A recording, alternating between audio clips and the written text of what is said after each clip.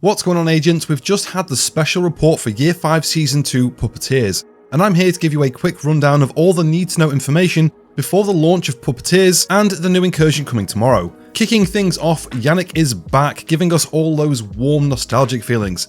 Happy to see him back. Hopefully he sticks around for future special reports. There was a handful of things discussed on the live stream: the Manhunt, PTS results, the incursion, quality of life changes, the winter holiday event, and a quick Q&A session. Let's start off with the Manhunt. We've had kill 5 targets, we've had rescue 5 targets. This time it looks like they are mixing things up with rescue 4 targets, leading up to taking out a prime target. We have 4 civilians to rescue, but for the prime target, we have the Recruiter, who is possibly the coolest looking hunter I think we've seen so far. Look at this guy. What do we have to do to get this outfit? Massive, please. Obviously, we all know the season targets are getting expanded, with them running for 4 weeks instead of 3.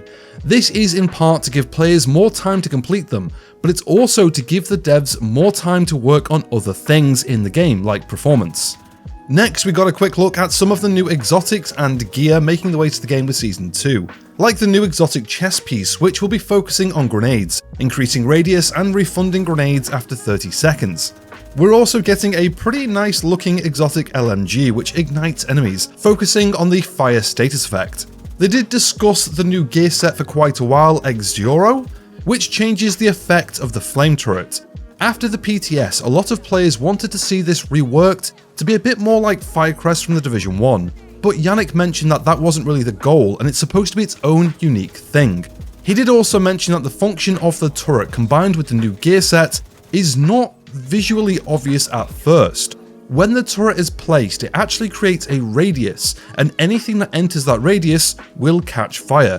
The spinning fire turret is purely visual, and not an indication of where the turret is actually firing, so this could actually be pretty useful. We're also getting a brand new brand, Lengmo, which gives us explosive resistance, skill health, and LMG damage.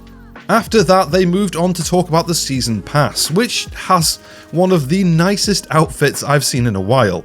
As always, there will be a free track and a premium track. If you decide to grab the premium track, you'll get an additional 11 new weapon skins, 11 gear dyes, 3 emotes, and a black and red hunter outfit. I love this thing. I know it reuses a lot from the previous 2 hunter outfits, but red and black is my favourite colour combo. Plus, that mask is so good. As with all seasons, we are getting a brand new apparel event, Nexus. This one has a Tokyo anime sci-fi vibe. I'm sort of into it, minus the glasses. It is a bit different and I can see the tactical crowd not really enjoying this one, but love it or hate it, this apparel event is bringing something pretty unique for its completion reward, which is a uniform with a long coat. I know that sounds weird, but we don't see a lot of long apparel in the Division 2. So even if you're not a fan of this uniform, it does open the door for future long apparel, which is pretty exciting. This apparel event will work like every other previous event. You get 1 key for free, an extra 3 if you own the premium pass, and after that you get 1 key every 4 SHD levels, or you can just straight up buy them. They didn't really go too in-depth with the PTS results.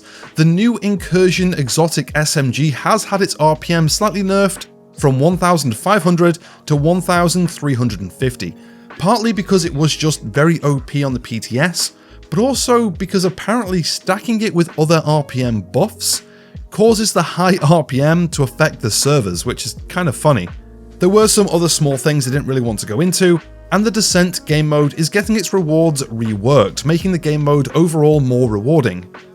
Plus, we're getting a bunch of new talents added to the Descent, which is always good to see.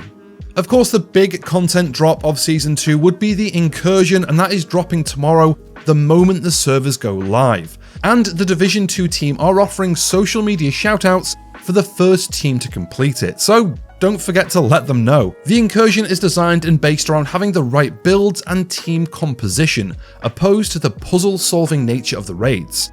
It's also been slightly inspired by some of the later Division 1 incursions, Dragon's Nest, and probably my favourite, Stolen Signal. If you're after the Incursion exclusive exotic SMG, every week you'll have a 10% chance to pull one out of a cache at the end of the incursion, similar to the raids. but each boss will also have a 1% chance to drop it, so you can farm it, but you only get that 10% chance once a week. I'm really looking forward to this, just need to start looking for a squad. If you want to have a go at soloing it, Yannick said it is possible, but will be extremely difficult, so you've been warned. Shout out to the Shanghai team for working on the incursion, can't wait to get in. We are getting a few quality of life changes. Exotic caches will be added to DZ vendors, which is great news for PvP players looking to farm some exotic components. The Stinger Hive is having its range reduced by 30% in PvP, which is great. We are getting a new equip set button for apparel, so you don't have to go through adding things one by one. There will be a new legacy manhunt menu, so you can replay older missions, get the rewards, read the recaps of the story. This is going to be great for all those players who've missed out on the previous manhunts. There's also going to be a new outfit detail widget. This will be adding new information to outfits, showing you what you don't own yet and what's part of what set. Even though it's spooky season, they have mentioned the coming winter event, with it being part of season 2. And this year's going to be a little bit different and more of an event. There will be 15 daily projects, each dropping a cosmetic reward. Some old, but most new, including this Santa backpack skin. You don't have to do each project on the day unlock, so no fear of missing out. They simply unlock, but you could wait till the very last day of the event if you wanted, and just do all 15. Nice to see there is going to be more going on this winter. They finished off with a Q&A session. I'm not going to go too in depth here, so let's do a quick fire round. When does the incursion drop? Tomorrow. Will the incursion have matchmaking? Yes. Can you play the incursion solo? Yes, but it will be difficult. Will the incursion be paid? No, it is free as long as you own Warlords of New York. How many bosses are there in the incursion? They said play it and find out more than one. Can you play the incursion as a group of 6? No.